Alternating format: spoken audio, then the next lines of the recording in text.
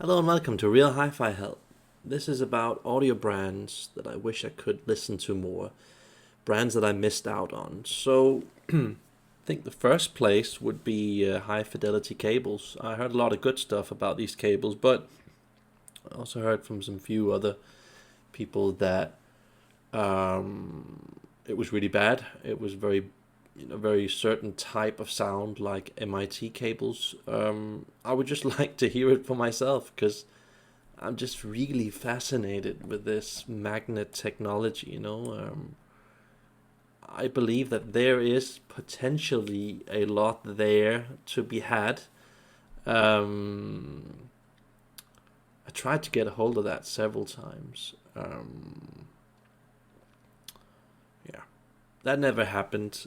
So that was quite annoying. And I actually asked some audio channels about this brand, and they never answered back. It's just so weird. I use so much energy on trying to get a hold of this just to kind of figure out what the hell is this. Magnet technology. Wow, no one's really doing that, but does it work? What type of sound is it? If you've heard high fidelity cables, what do you think about it? I'd really like to hear your opinion because I get the feeling that this is for people that like to listen to a lot of detail, who like a really low noise floor, and there is going to be something very different about the sound with these types of cables. They're extremely expensive. Extremely expensive, and they also make these are like the this what is this, speaker cables? Yeah, I think it's speaker cables or something like that. And then there's power cables here, power bar, whatever it is. I'd really like to listen to this. Got a good feeling about this potentially being really good. But tell me about it, guys. I'd like to hear what you guys think about this brand, because this really, um, you know, seems exciting to try. I'd really like to know. And yeah, I got to hear for a very short period of time some few Goldmund um, units together. I think two Goldmund systems and then like a Goldmund or two amps in another system, but I never really got to quite fully understand the sound, because none of my friends have Goldmund. It's difficult to get a hold of. It isn't normal gear that you just find in any country. Um, I was lucky to hear it at some shows, but shows you can't really know the sound 100% because there's just so much foreign equipment on it. So you're not really sure. Are you listening to the Goldman amp, or are you listening more to that speaker or those annoying cables that probably don't match that well? It's just I would have liked to listen to this a bit more because this really had some higher end sound. That there was something there, quite a bit above the usual standard. The pretend hi-fi brands that we all get to hear about. But I did feel that it wasn't quite up there with Negra and Spectral, but it was getting pretty close into that zone. And that not much gear in the world can really do that. So yeah. Tell me about it. If you heard Goldmund, what do you think? Because I would really like to hear more of that. There was a lot of good stuff there that I felt I missed out on. FM Acoustics. I also heard from a couple of people that FM Acoustics was really special. And yeah, it does.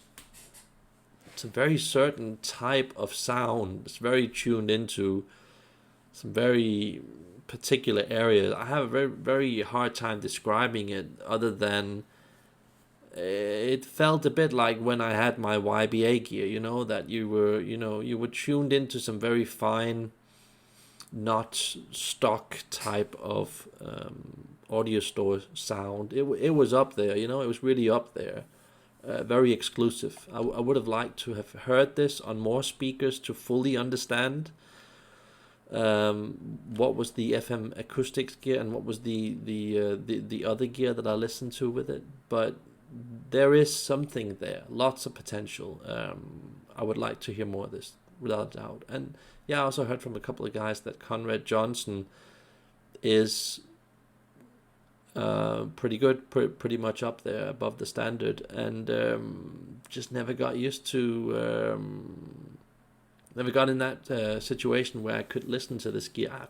Perhaps I have heard an old Conrad-Johnson amp, but I just can't remember it. Sometimes you just hear some gear that you don't always know exactly what it is, but I can imagine that it's, you know, one of the better brands. I wouldn't, you know, looking at how it's built, I suspect that it's not nearly as good as Negro Spectral, FM Acoustics, those types of brands. But I get the feeling that, you know, it might be up there around the Bob Carver sound, because Bob Carver makes some really good stuff. And yeah, I get a feeling that this could be interesting for a lot of people to try. Also, together with Bob Carver, try Bob Carver. I highly recommend that brand. And yeah, kind of missed out on that.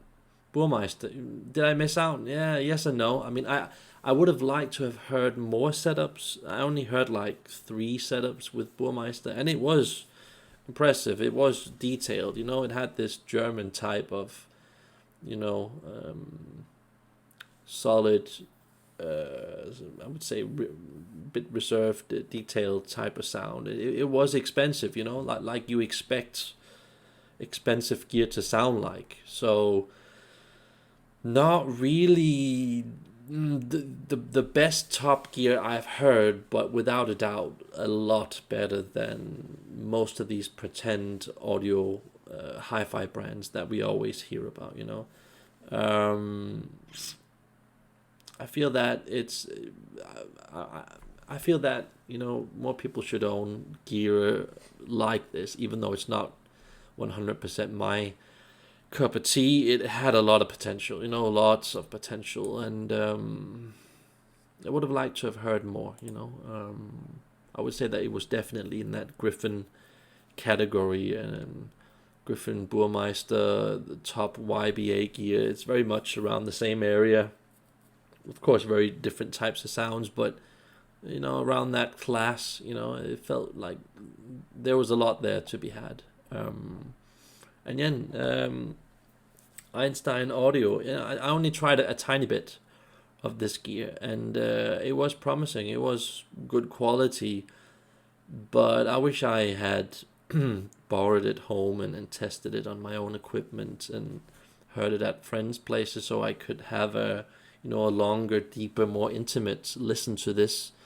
I only feel like I scratched the surface of what I heard, but I felt that it wasn't, you know, obviously the best stuff in the world, but I felt like it was definitely up there, you know, up there with a lot of interesting high-end gear. VAC, heard a lot of good stuff about them, just never got around to hearing them, because you basically have to, I think you have to be in places like the US and Canada to get to hear these types of brands. I'm actually not sure where it's made. I'm guessing it's somewhere in the US. I have a feeling that this is going to be really good. I saw a couple of videos with this gear paired on Von Schweikert speakers, and I just have a feeling that could possibly sound very good, but I have no idea how it actually sounds. I also heard from a couple of people that I know that they made some pretty decent gear. I think they've got a pretty good reputation. But let me just see. Von Schweikert, yeah. I just never really got to hearing more than, I think, 1 or 2 Von Schweikert speakers, and those were really old. So I don't know if that really compares. It's a bit like, yeah, a lot of brands just change a lot, the last 20, 30 years time. So you can't really necessarily compare it to the new stuff. But ceramic drivers, that seems very promising. Ribbon tweeter that looks pretty expensive. I like the deep design, I like when speakers are deep because it just feels that, you're fully unloading the sound. This looks like an active speaker, so I'm not really sure if it is, but I think they make active speakers, but I haven't played around with it and known it well enough to know what this really is. But they usually have some crazy deep cabinets, and I just find that really cool. I like crazy deep cabinets. Kondo, yeah, I mean, there we have it. I just haven't heard a lot of Kondo, and the main thing, I remember asking my hi-fi friend about Kondo, and he told me that, yeah, they're good. They're just not nearly as good as they used to be since they changed over to this new management style when they lost the original owner. And I got to hear a couple of the older stuff, and it really did seem like, very close to the audio note sound that I know, just in a slightly different direction, I would say more of a spicy type of classic sound, where audio note, I feel that it's a bit more developed, especially the later audio note gear. But man, was it good. I mean, the few things that I heard from the older audio note gear, it was really good. Then I got to hear like 1, 2, maybe 3 different Kondo amps that were like from the newer stuff, from the latest couple of years, and it just didn't seem quite there. It did a lot of good stuff without a doubt, and I think that it would probably match a lot of these other brands that in the same price category, but it just didn't quite seem right. There was something I just couldn't put my finger on, meaning that I felt that there was a lot of potential to be had there, but there was just something I couldn't put my finger on that was, I wouldn't say disturbing, but where you just felt like, not really sure.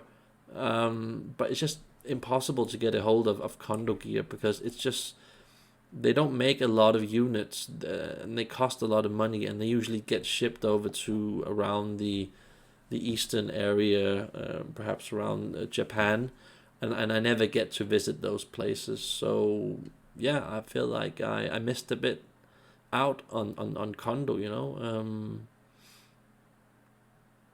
if I didn't know about audio note, I think I would actually settle with something like Kondo. Perhaps more than Spectral and Negra, just because it's got that tubey classic type of sound. But again, it's hard for me to. It just felt like, going from the old Kondo that I heard, didn't hear a lot, but I heard some of that gear, and then comparing it to the newer stuff, it just seemed like almost two different companies. A bit, yeah, actually a bit like the old Negra from around year 2000 2010, and then they got the new Negra guys taking it over, going into a different sound direction. But I feel that with Negra, when they did it, they still had a very good old sound, and even though the newest sound from Negra was very different, more warm organic, I still feel that it was like the same high quality, perhaps better than what they used to do in the olden days. And but with Kondo, this just, I don't know,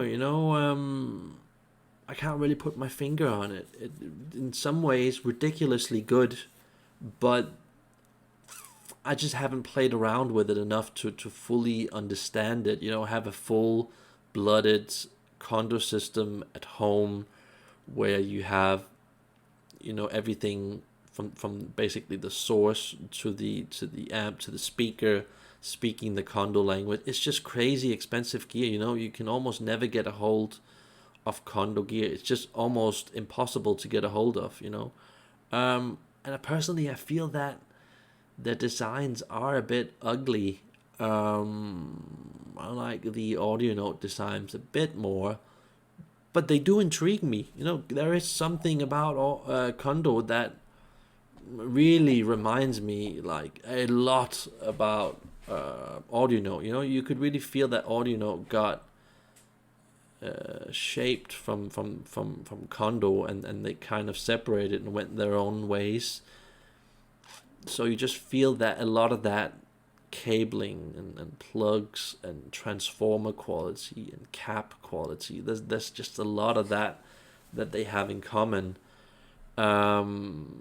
But again, I haven't heard a lot, and I kept on asking my friend, and what he basically told me seemed to be right. That there was something really fantastic about the older Kondo gear, but the newer stuff, not really sure about that. There's definitely a huge amount of potential. I just feel that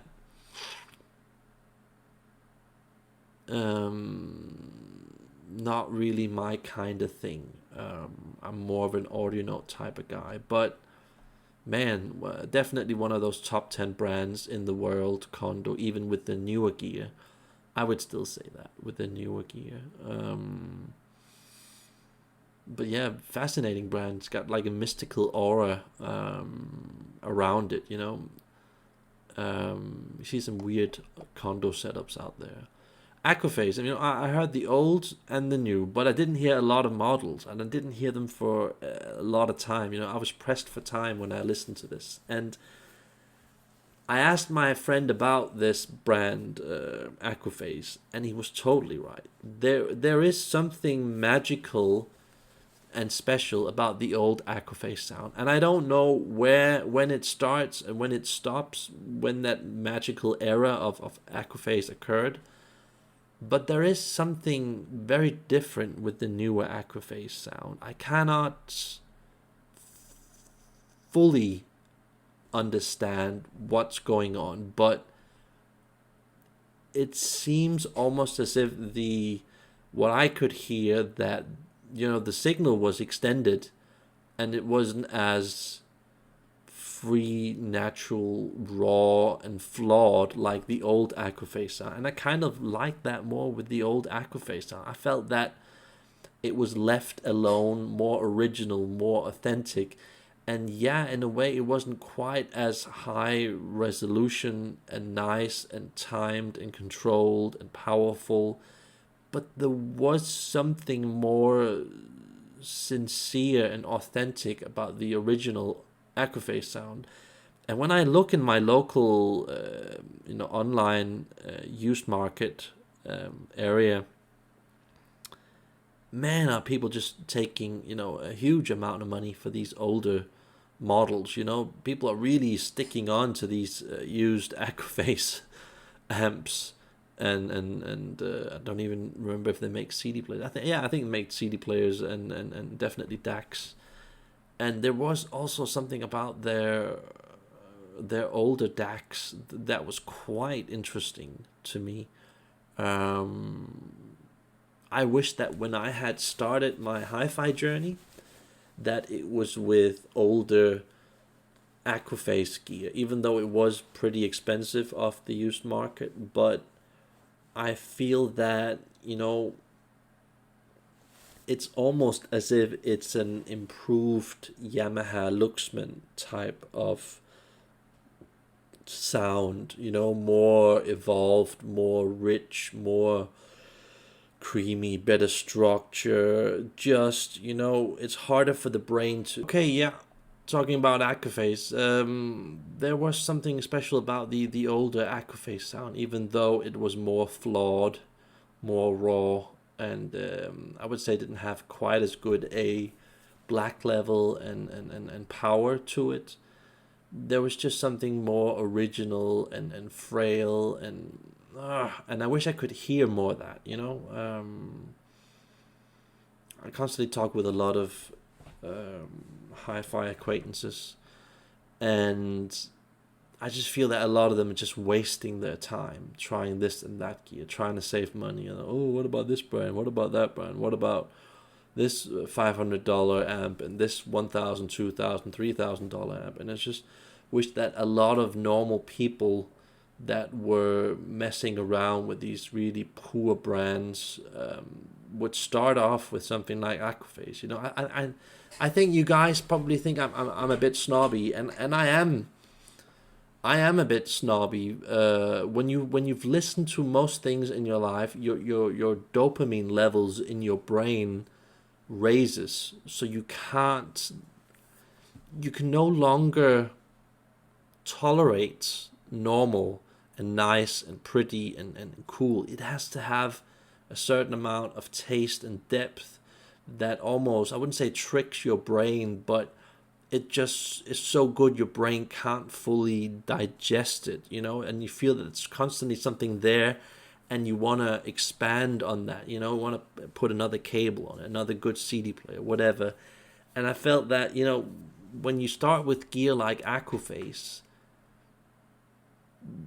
it's almost as if, I wouldn't say it's almost as if it's never ending, and you can just, you know, keep on you know, stacking up on that sound, you know, progressing forward, making it a lot better. But I just feel that this is where the good sounds really starts in hi-fi, you know.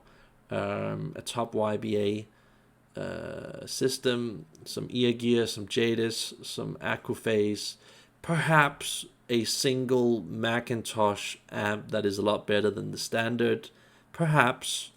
But I feel that this is where hi-fi really starts. So yeah, never got to hear the Verity units, DAC amps that came with the speakers. They've only been developing these for a couple of years, I think. Would have liked to have heard them on Verity speakers, because I feel that Verity speakers are just really crazy good. But yeah, there are also, you know, other small custom exclusive companies, you know, that make turntables, for example, in the 50 to 300,000 US dollar class. I heard a lot of those, and I just can't remember the names because they were so weird, and typically they were Japanese and all kinds of weird names. That was good sound. That was really interesting, but you know, price wise, just ridiculous. I would have liked to have heard more of those turntables.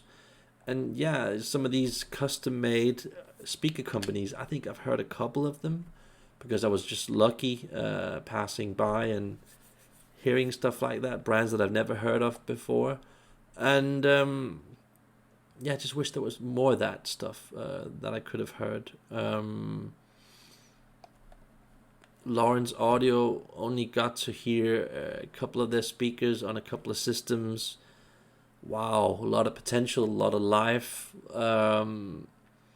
Really, I feel that, you know, most guys out there looking into speakers, you know, you should start with something like this when you want to get into the good stuff, you know.